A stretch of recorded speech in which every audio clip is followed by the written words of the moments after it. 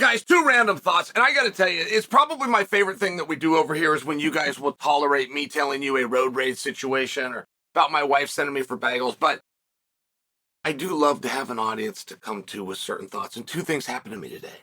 So, number one is Crest toothpaste. Crest toothpaste.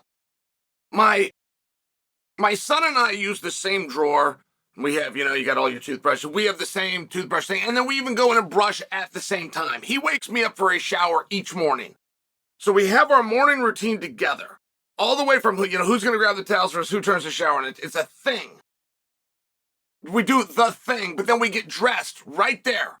And he brings his clothes down into my closet. So I'm getting and he's getting dressed. And so then we go into our teeth and our hair together. I'm going to miss those days, right? I'm going to miss those days, but it's relevant because he holds the toothpaste up. He goes, Dad, this is no good. And we never have toothpaste. And I don't know why, but it really does feel that way.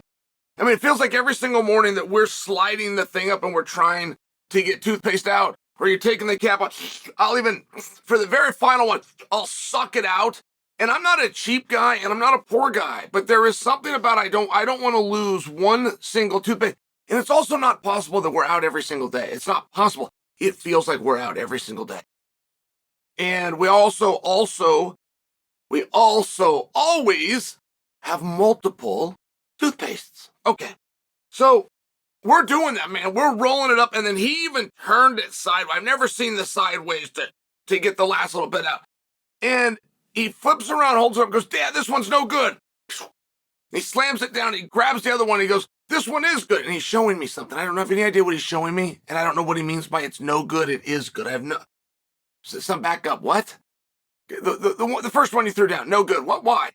Well, take a Crest toothpaste, which you guys probably have at home. Back. So turn it around. Very bottom. There is a square. When that square turns black, the toothpaste is no longer good. Now, I don't believe that is after a period of time. Like, I don't believe it's an expiration situation. I believe, and I have no information, but I believe that the toothpaste actually knows when it's low.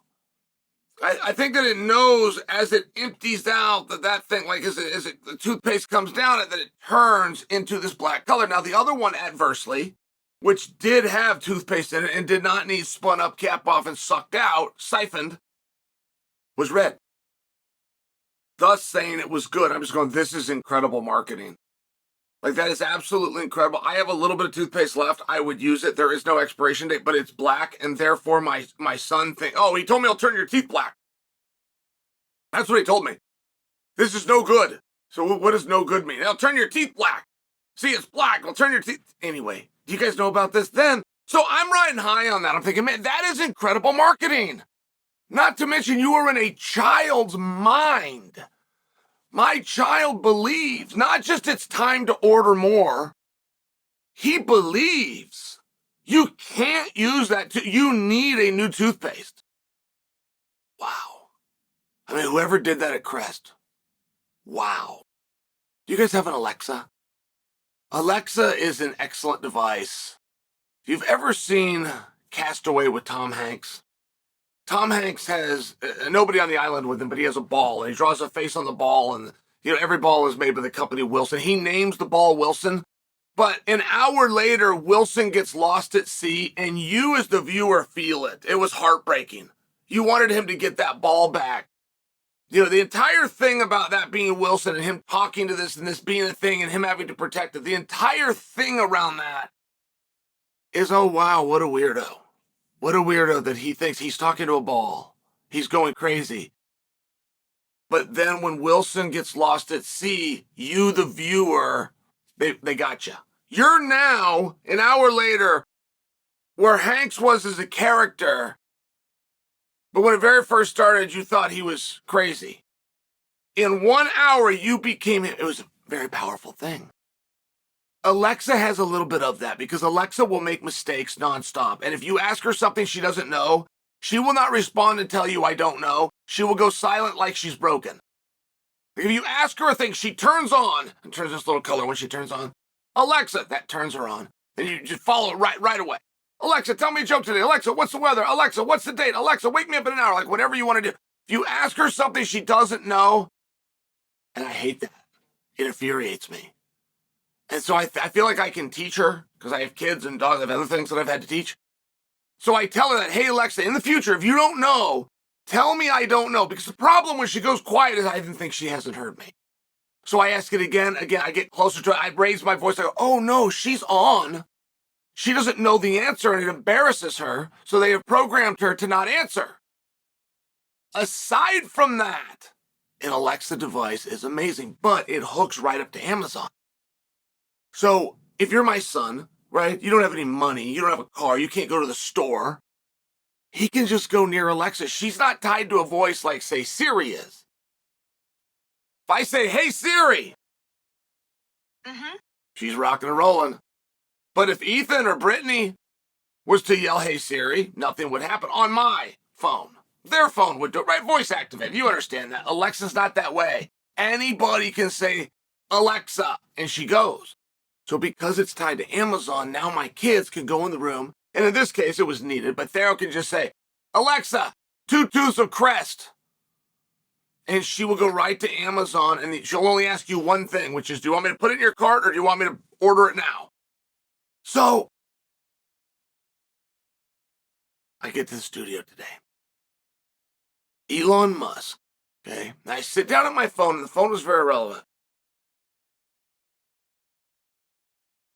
5 months ago, 7 months ago, has it been a full year? Elon Musk got into a thing with Apple. And Apple is ran by a gentleman named Tim Cook. Now, I will just tell you as an investor, like my kid's college fund, my retirement, however you want to do it, it's largely tied to Tim Cook. But if Tim Cook left and did something else, I would go and do something else too. It's not just Apple and the iPhone. Like they got a very special jockey on top of this horse. But Elon, who's got to be the most special jockey, he's at least recognized as a bigger genius. Like, I don't feel I need to tell you anything about Elon, but a moment ago, I felt like I needed to tell you a little about Tim Cook. Possibly you don't know. So, Elon gets into a little thing with Tim Cook. And when Elon takes over, at that time it was called Twitter, Tim Cook stopped sponsoring. They stopped advertising Apple's through Twitter. They got in that weird thing, right? When it got real politicized, it got into this weird thing. So, Elon called them out for it, but I mean, he just wanted their business back. He didn't want that to be an example. He said, hey, what are you doing over here? There shouldn't be anything wrong with my standpoint, which is kind of Dana's standpoint. I'm staying out. But staying out is a stance, right? It is a stance. Even Bruce Lee said having no way is a way. So, before you know it, when Elon started coming after Apple, and he was using Twitter to do it, he didn't come too hard, but he started to come. And Tim Cook says, and he leaks this out, whether he ever intended to do it or not, but he leaked it out, that he would consider removing Twitter from the iStore. Well, if you do that, it's game over. It's absolute game over. And that is a move that is a newer move. We've never really seen that. Like in the world of cancel culture, it's one thing that nobody ever suspects. Well, I'm going to come over here and do my thing. And if people don't like it, they just won't watch me. Or sponsors won't come. Or I don't do well. Whatever it is. But I think I can make it work. I think the Howard Stern shock value aspect of it over enough time is what's going to work. And that's the risk I'm going to take. But it was still you. It was you for one way or the other. I'm going to look great. I'm going to look like a fool. I'm willing to take that risk. Well, and then you have cancel culture come out and says, no, I don't need to deal with you or talk you out of not doing it. I'll get the guy that hosts you to just take you down, or I'll get the world to turn on him. Like it turned into one of these things that people would have never taken into account when they were coming up with their risk of business. But now they have to. So Cook releases to the world, I will consider, right, if Twitter continues to move in this direction, that I disagree with, I will consider removing that from our store. That would be a $44 billion investment by the world's smartest man up in smoke. So Elon fired back, and it was light. He got the hint. As a matter of fact, in the head-to-head, I would give advantage Tim Cook. But Elon did make one comment, and he said, I do not want to make smartphones.